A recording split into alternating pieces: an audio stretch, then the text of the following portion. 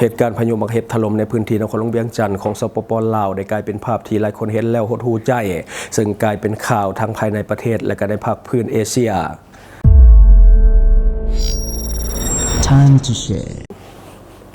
สวัสดีท่านผู้ชมกลับมาพบกับรายการทำทูแสสำหรับหัวข้อข่าวที่เราอยากจะนำเสนอในมื้อนี้ก็คือเกี่ยวข้องกับเหตุการณ์ใหญ่ที่มาเกิดขึ้นตั้งแต่วันที่22ก็คือพายุมักเห็บถล่มพื้นที่นครหลวงเวียงจันทร์ซึ่งกลายเป็นข่าวที่โด่งดังภายในประเทศและก็ต่างประเทศซึ่งว่ามีการนำเสนอข่าวนี้ซึ่งภาพเห็นแล้วก็หดหู่ใจเพราะว่าพื้นที่ของความเสียหายมันเป็นบริเวณกว้างคือเหตุการณ์พายุมักเห็บนี่เกิดขึ้นในตอนแรกของวันที่22นั่นก็คือวันอาทิตย์ในช่วงที่ผ่านมาเหตุการณ์นี้ได้รับความสนใจหลายจาก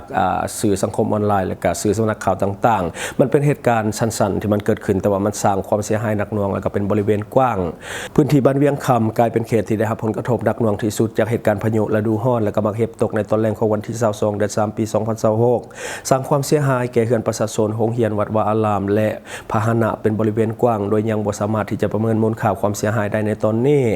ท่านประวางไสยวงศ์เลขาพักบ้านในบ้านเวียงคำได้ให้คำสัมภาษณ์ต่อกับทีมข่าวสื่อมวลชนปกสในวันที่23มีนาคม2026ว่าเหตุการณ์ดังกล่าวเกิดขึ้นในเวลาประมาณ 16:57 น.ของวันที่22มีนาคม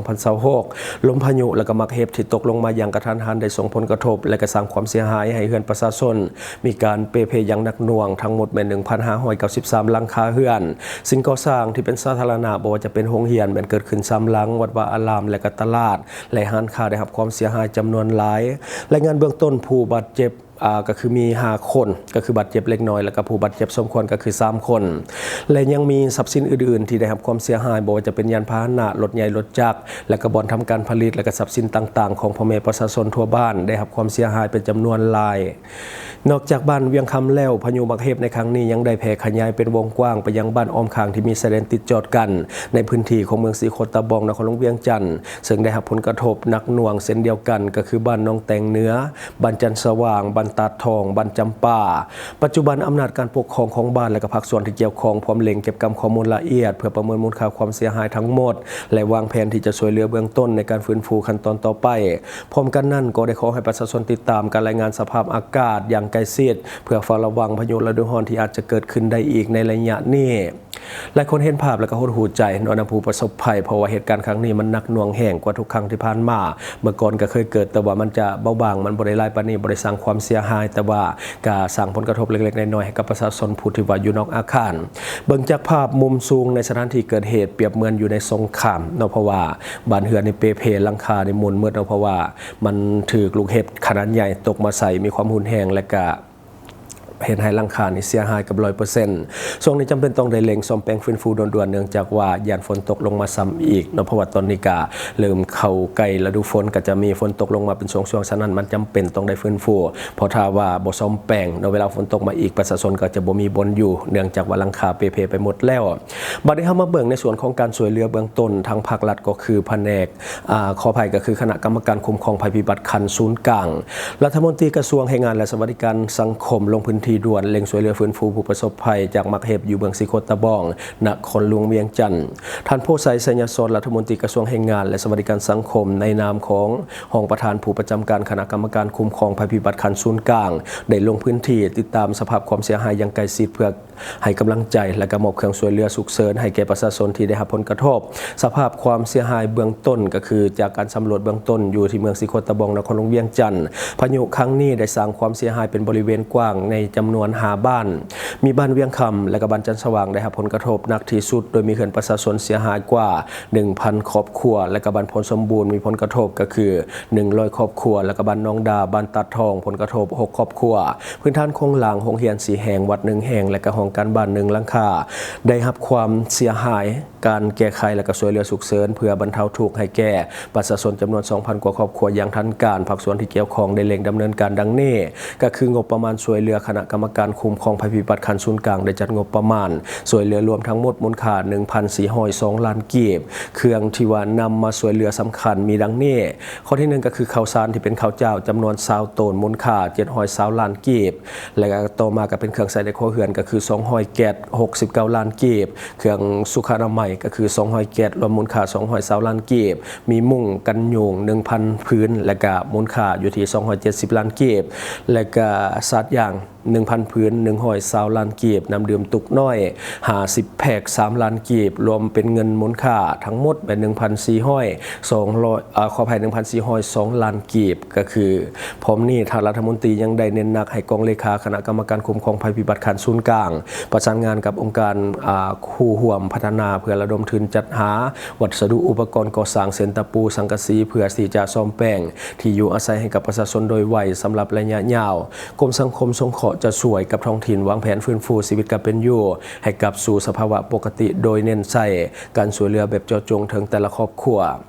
ทั้งหมดแมนสิ่งที่หน่วยงานที่เกี่ยวข้องลงไปช่วยเหลือและก็มันเหมือนว่ามันจะบ่ตอบโจทย์กับสิ่งที่เขาต้องการปานใดเพราะว่าโดยส่วนตัวเบิ่งว่าสิ่งที่ผู้ประสบภัยต้องการหลายที่สุดในเวลานี้น่าจะแม่นกระเบื้องสังกะสีอลูซิ่งเพราะว่าเป็นสิ่งที่จำเป็นต้องได้ใช้ด่วนที่สุดก็คือไปมุงหลังคาเพื่อป้องกันฝนที่จะตกลงมาซ้ำอีกเพื่อป้องกันเหตุการณ์นอกก็คือมันเกิดซ้ำห้อยอีกและก็เกี่ยวข้องกับความปลอดภัยของประชาชนเพราะว่าตอนนี้บ่มีหลังคาถ้าว่าเกิดพายุบักเห็บตกลงมาอีกก็จะบ่มีบอนซ่อนบ่มีบอนลี่และก็อาจจะเฮ็ดให้ผู้คนได้รับบาดเจ็บหลายกว่าเก่าบัดนี้มาเบิ่งในส่วนของการช่วยเหลือจากภาคเอกชนและก็บุคคลดังในแวดวงของธุรกิจของสปป.ลาวคนดังที่ว่าร่วมใจกันในการช่วยเหลือผู้ประสบภัยในครั้งนี้ประกอบมีคนที่1ก็คือวินวิลเลียมเจ้าพ่อธุรกิจออนไลน์ชื่อดังของลาวและก็ไปเฮ็ดเวียกเฮ็ดธุรกิจอยู่ในประเทศไทยในปัจจุบันต่อมาก็จะเป็นหมอนิดหรือว่าดรนิดเจ้าของคลินิกเสริมความงามชื่อดังและต่อมาก็จะเป็นเจนางเจ้าของร้านคำชื่อดังจากแขวงสะวรรณเขตและต่อมาก็จะเป็นเจนอมแม่ค้าออนไลน์เน็ตไอดอลและก็อินฟลูชื่อดังของสปป.ลาวทั้ง4คนได้ร่วมกันช่วยเหลือประชาชนที่ว่าได้รับผลกระทบจากพายุฤดูร้อนก็คือมักเห็บตกหนักรวมมูลค่ารวมกันทั้งหมดก็คือ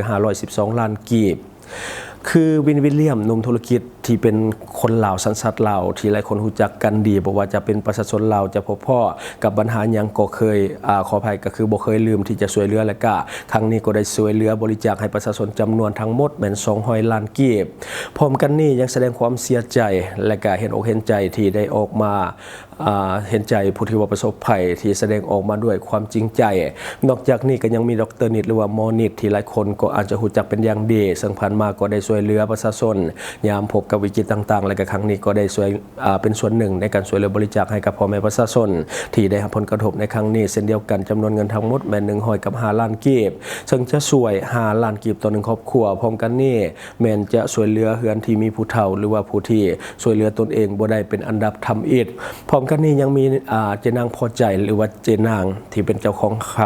งเจ้าของร้านคำพอใจและก็เน็ตไอดอลคนดังของสปป.ลาวโดยช่วยเหลือจำนวนเงิน111 ล้านกีบและต่อมาก็จะเป็นเจนอมแม่ค้าออนไลน์เน็ตไอดอลคนดังและก็อินฟลูเอนเซอร์ดังของสปป.ลาวก็ได้ช่วยเหลือผู้ประสบภัยในมูลค่า96 ล้านกีบเช่นกันนอกจาก4คนนี้แล้วยังมีคนดังอีกหลายคนและก็ภาคส่วนที่เกี่ยวข้องให้การช่วยเหลือผู้ประสบภัยเช่นกันสิ่งนี้แสดงให้เห็นถึงน้ำใจของคนลาวที่ว่าบ่ทิมกันในยามลำบากเนาะซึ่งว่าหลายคนน่าจะเห็นและเนาะก็เข้าไปชื่นชมเน็ตไอดอลชื่อดังทั้งหลายที่ว่าให้การช่วยเหลือผู้ที่ว่าประสบภัยในครั้งนี้สิ่งที่ผู้ประสบภัยต้องการเร่งด่วนที่สุดและก็หีบด่วนที่สุดอันดับที่1ก็คือเร่งซ่อมแปลงและก็ฟื้นฟูหลังคาเรือนเพราะว่าตอนนี้เริ่มมีฝนตกลงมาเป็นช่วงๆสิ่งที่ต้องการที่สุดก็คือกระเบื้องสังกะสีอลูซิ่งเพื่อซ่อมแปลงหลังคาก็คือวัสดุอุปกรณ์ในการซ่อมแปลงหลังคานั่นเองผู้ที่ว่ามีเงินเก็บกับพอใครสามารถที่จะซื้อแล้วก็มาเปลี่ยนได้เลยอันนี้สำหรับผู้ที่ว่าเป็นครอบครัวที่มีเงินนว่าง่ายก็คือสถานะครอบครัวดีที่มันลำบากก็คือครอบครัวผู้ที่ว่าทุกข์ยากบ่มีเงินเก็บบ่มีเงินซื้อกระเบื้องบ่มีเงินจ้างสร้างอันนี้ก็จะลำบากในน้อยนึงช่วงนี้ก็เริ่มเข้ายามฝนแล้วนอกจากเงินช่วยเหลือแล้วหลายครอบครัวก็ยังต้องการแรงงานในการเก็บกวาดและก็ฮือหลังคาเก่าออกแล้วก็มุงหลังคาใหม่เพราะว่าซุมื้อนี้ค่าสร้างก็บ่แม่นถึกๆทางใดที่ว่าต้องการช่วยเหลือแต่ว่าบ่มีเงินหลายก็สามารถที่จะช่วยเป็นแรงงานได้เช่นกันก็คือช่วยเก็บกวาดหรือว่าช่วยฮือหลังคาเก่าช่วยซ่อมแปลงหลังคาใหม่เชื่อว่าคนเราบ่ทิมกันแน่นอนดอกการช่วยเหลือยังคงจะเข้ามาเรื่อยๆเชื่อว่าทางภาครัฐเพิ่นก็คงจะมีการจัดสรรงบประมาณเพิ่มเติมอีกเนาะในต่อไปเห็นใจที่สุดก็คือครอบครัวผู้ทุกข์ยากการซ่อมแปลงมันอาจจะล่าช้าอิงตามงบประมาณที่หาได้เนาะอันนี้สำหรับครอบครัวที่บ่มีเงินเก็บทุกข์ยากฝากหน่วยงานที่เกี่ยวข้องมันกวดสอบผู้ที่ว่าเป็นผู้ประกอบการอาจจะมีการช่วยโอกาสขึ้นราคาวัสดุในช่วงนี้ซึ่งมันอาจจะเป็นการซ้ำเติมผู้ประสบภัยโดยเฉพาะห้านค้าที่เป็นห้านขายเครื่องก่อสร้างพวกขายกระเบื้องยังก็ต้องเช็คเบิ่งราคาว่ามันปกติหรือบ่อาจจะมีการช่วยโอกาสในการขึ้นราคาเอาเปรียบผู้บริโภคในช่วงที่มันเป็นวิกฤตเพราะว่าช่วงนี้ก็คือมีความต้องการหลายในการซื้อกระเบื้องอาจจะเฮ็ดให้สินค้าบ่เพียงพอกับความต้องการเนื่องจากว่าผู้คนก็ต้องเร่งซ่อมแปลงหลังคาโดยไวยันมันมีเหตุการณ์ซ้ำรอยก็คือมัก พายุมักเห็บอาจจะตกลงมาอีกฉะนั้นต้องได้เล็งและก็กวดกาผู้ที่ว่าเป็นผู้ประกอบการยันมีการขึ้นราคาแบบบ่เป็นธรรมกับผู้บริโภคอันนี้ก็คือสิ่งที่เฮาเก็บมาเล่าสู่ฟังหวังว่าท่านจะได้รับสาระดีๆสำหรับท่านที่ว่าเบิ่งรายการเฮาอยู่คิดเห็นจะได้กับสิ่งที่ว่านำเสนอไปก็อย่าลืมฝากไว้ภายใต้คอมเมนต์ของเฮาและข้าพเจ้าจะเข้าไปอ่านด้วยตนเองขอขอบใจ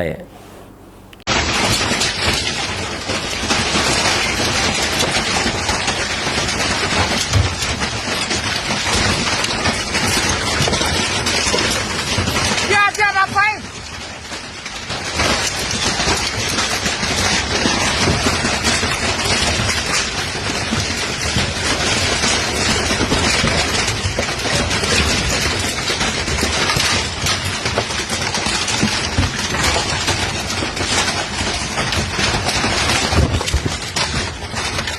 โอ้ตายแล้ว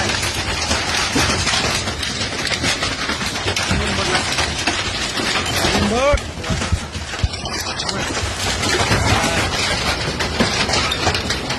ตายแล้วเป็นมุนหมดละจะไปไหนห้องนอนไหนเวลามีเวลา สภาพเงิน เวลาทั่วเอานั่น ของ นี่ เงินข้าพเจ้าหนองบรรยากาศงานของมาข้างบ้าน ไว้อันเวลามันถูกเวลานอนแท่งมันจะไปพัก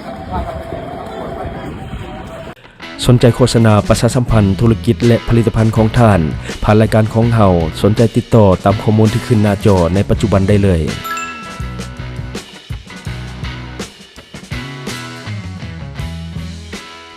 อยู่เมืองลาวใช้แต่เงินกีบลาวและส่งเสริมผลิตภัณฑ์ภายในเพื่อลดพรการนำเข้าสินค้าและแก้ปัญหาเงินตา Subscribe for more video.